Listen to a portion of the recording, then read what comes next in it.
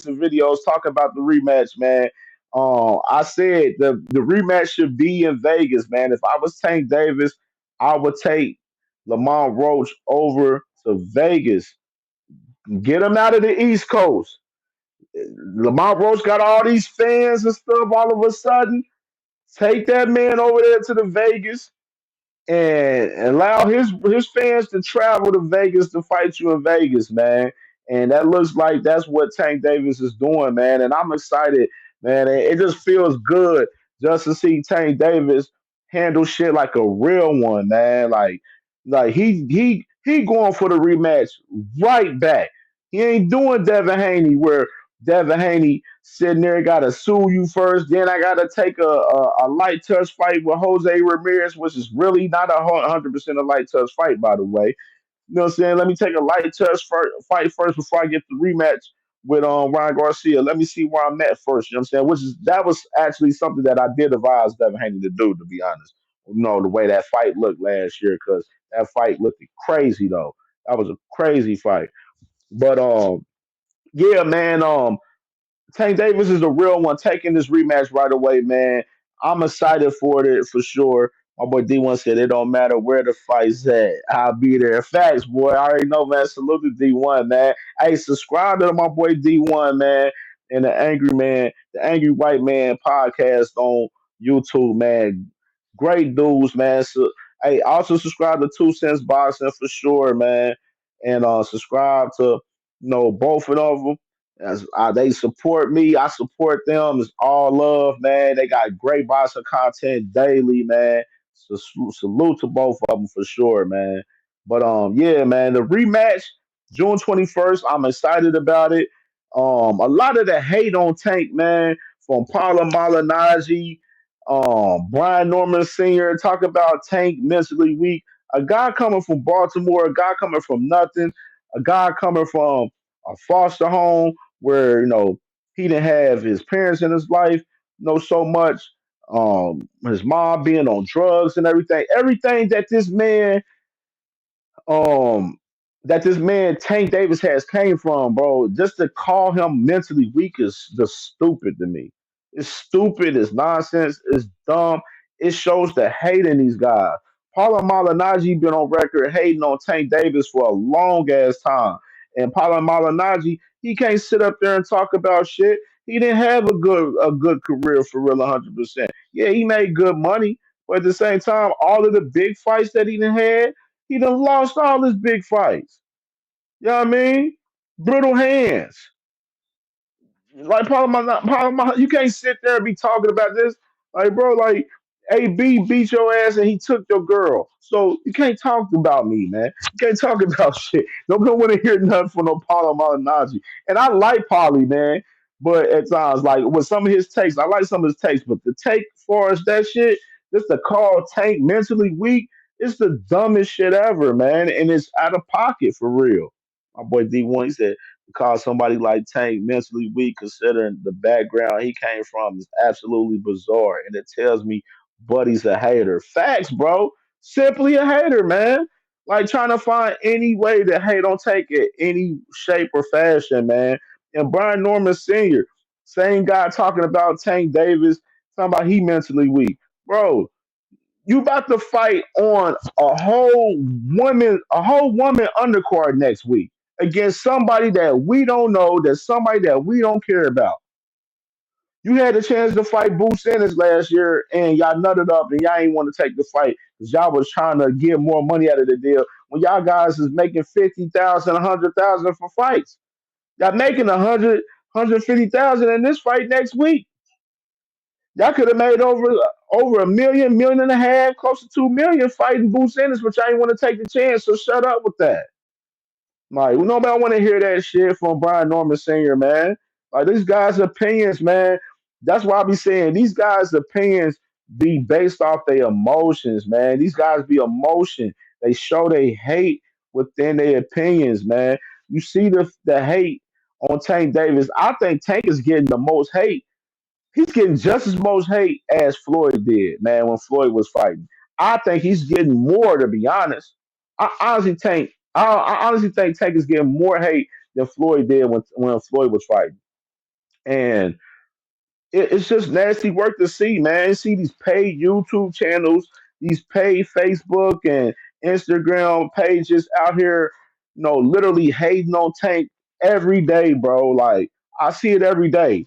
A lot of these guys saying Tank ain't fought nobody, Tank ain't did shit for the sport. Everybody want to talk about Tank ain't became undisputed. When your favorite fighters is on record out here saying that they don't care about being undisputed, you want to know why? Because they want some fucking money. They want some money. You can't take no belt. Yeah, you can take some belts to the grave. You can't take no belts to the bank, though. I'll tell you that. You looking at these fighters like Michael Moore. He's a Michael Moore, a legend in boxing, legend in the heavyweight division. He a guy right now talking about that he wish he would have did better with his money and all of that. That he messed up in the game because of his money and stuff. You want to retire with some money, man. They look at Bud. Bud reaching for a Canelo fight because he won a big money fight before he go out in that career because it's damn near the end of end of the road for Bud, man. And then D1, my boy said, he said, here's a public service announcement to both the Brian Normans. Your son is fighting a guy next week. He better not struggle or else I'm dragging him. And his dad talking crazy. Facts. Facts, bro. Yeah, hey, check out my boy D1. He live at 6 p.m. today for sure, man. You already know, man. Tap in with my dogs, the Angry White Man podcast, man, for sure. Subscribe to him.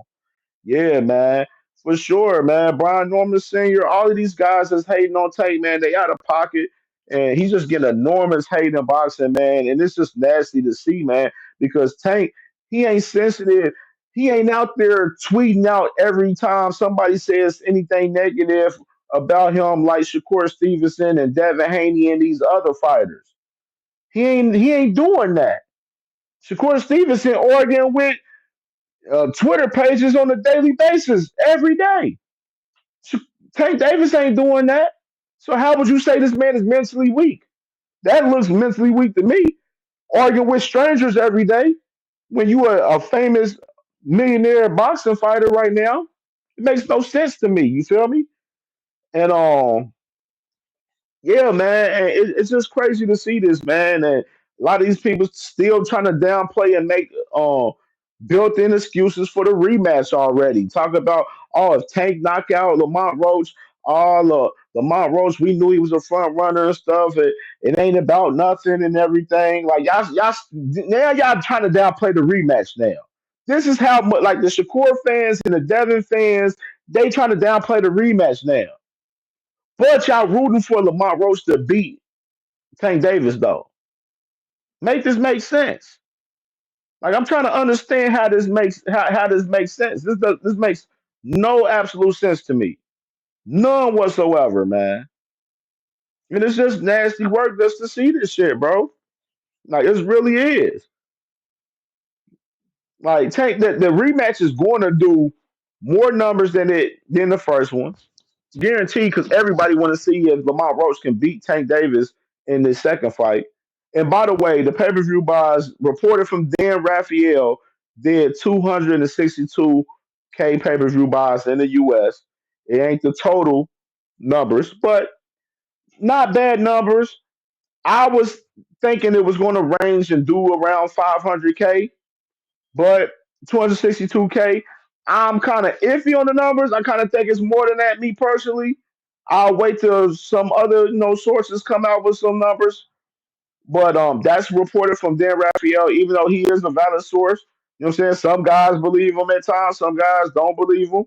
But 260K is definitely underperforming for Tank.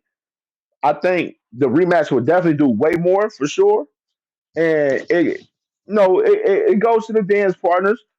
And Tank has a great dance partner.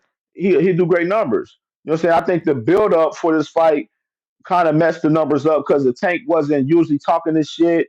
It wasn't no aggression. It wasn't no real no real how I would say it wasn't no real like no facade to the fight as far as it being no, these guys don't like each other. It was a friendly build up for this fight. And this build up for this rematch will not be friendly. It won't be. It won't be. Especially after all the shit Lamont been doing. Trying to, petition for the fight to get overturned. He in the interview after interview talking about that he didn't beat Tank and saying that Tank didn't bit him during the fight and saying that Tank didn't have grease in the hair, should have been a knockdown. And then he in the clubs, they got uh, I'm smoking tank pack signs in the clubs and stuff. Like uh, then he doing reaction videos to the fight. Like bro, like all of this shit that Lamont Roach is doing, this build up for the rematch is not going to be the same at all, bro. It will not be the same, bro. I guarantee you, it will not be the same. Like it would not be friendly. Tank coming in there to try to take this man head off in his next fight, man. And I'm excited and ready for it, man. I'm definitely ready for it. And I think, and I'm gonna say this too on the side, it's stupid because I heard, like I said before earlier in the show, Richard Hitchens is reportedly going to fight George Kambosos June 21st, possibly in New York or Australia.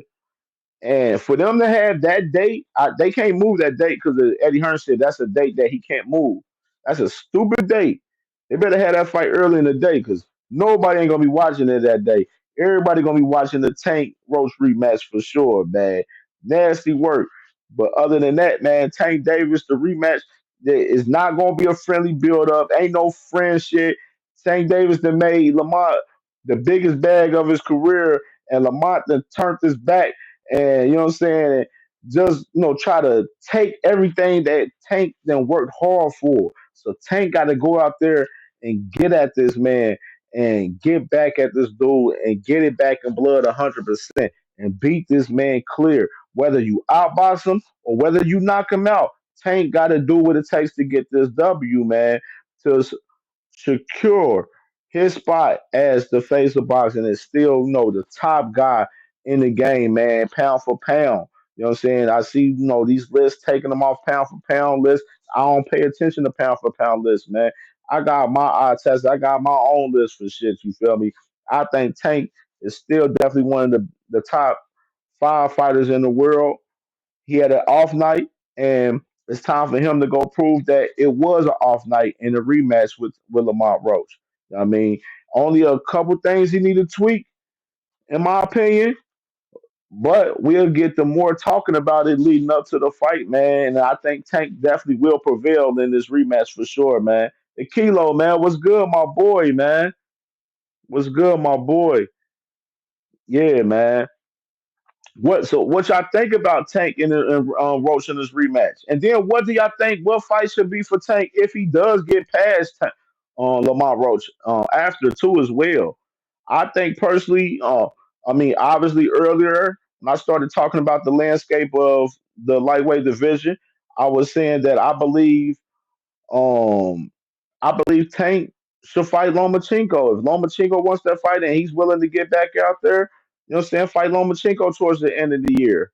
I mean, that'll make get that get that IBF built. And then, hey, Shakur and Keyshawn, what's up? They gotta say what's up, man. They gotta show us. You know what I'm saying? Shakur and Keyshawn, 2026. Them two guys got to see Tank in 2026 if Tank can get past Lamont Roach in the rematch, and if he does ends up fighting Lomachenko, in which I believe Tank will beat Lomachenko, in my opinion. I mean, Keyshawn and Shakur got to be on the menu in 2026 for sure, in my opinion. You know what I mean?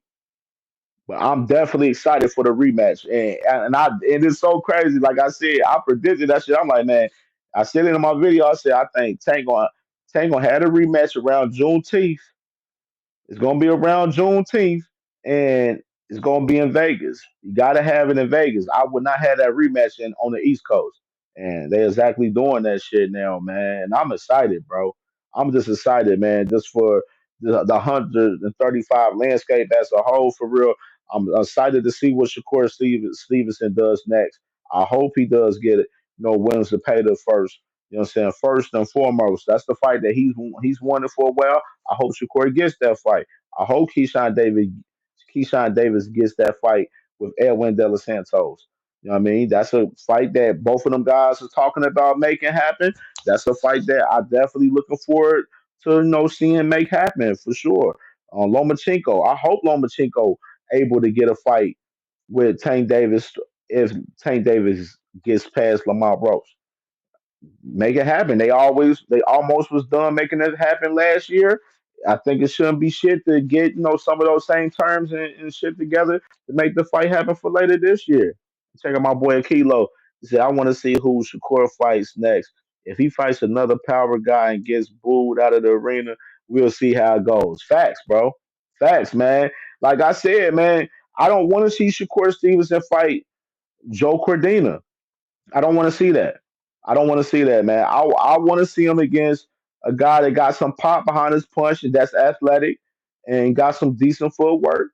And I want to see that. You know what I mean? Like we like everybody was talking about Tank, how they want to see Tank fight black fighters. They want to see him fight, black slick fighters with good feet work and stuff. Like it's certain styles that we want to see other fighters fight as well. We want to see Tank. We want to see Shakur versus a power puncher, what I mean, with athletic ability and great skill and great footwork. We want to see that from Shakur. Shakur got to show us, man. We got to see Shakur fight against something that we feel that he has a weakness at, and we feel he has a weakness with power punches. So we need to see that Shakur should be one to show us him fighting against power punchers that's athletic. He should be one to show us that. And fighting Joe Cordina is not going to show us that. Like that's not going to show us nothing. That's going to be an easy cooked up fight.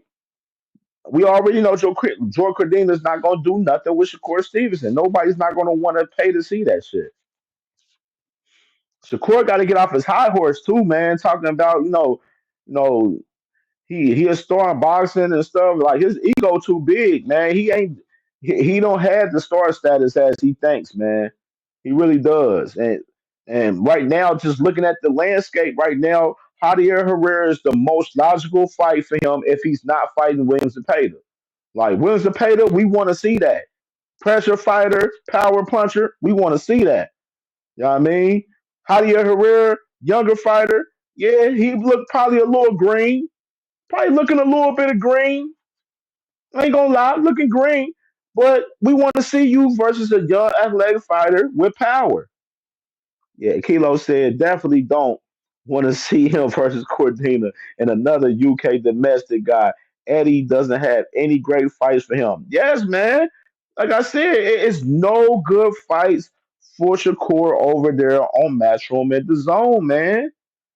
We know you're not fighting Andy Cruz. We know, you know what I'm saying? Eddie trying to get Andy Cruz to fight Keyshawn. So we know that fight ain't happening. Like, bro, like it's no good fights over there. Shakur had no business signing the Matchroom Boxing. You made 2.2 million fighting Josh Padley, and you could have been making 5 million per fight, regardless to who you fight over there at Top Rank. Even with them going into a new network, possibly whatever, they deal with you. You would have been making 5 million per fight, and you're not even making that fighting these guys that you fighting, man. You taking low risk, high reward for Shakur. That's what he wants right now, and I can't respect that if that's going to be how Shakur wants to move. If you want to move fighting easy fights for big money, bro, go ahead and be my guest. But you're not going to get no support from the real fans, bro. And you keep screaming out, calling out all of these big names and stuff, but the way you move look like you don't want to fight big names for real, bro. Let's be real. And the Shakur fans is in totally 100% denial and delusion about this shit.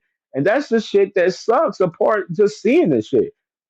Because moving, man. He be moving like he's soft. He moves like he has a soft mentality in me, in my opinion. And Brian Norman Sr., they don't want to call that shit out. Like that's some real shit. You talking about moving soft? That the way Shakur moving, he moving soft to me. That's just my opinion.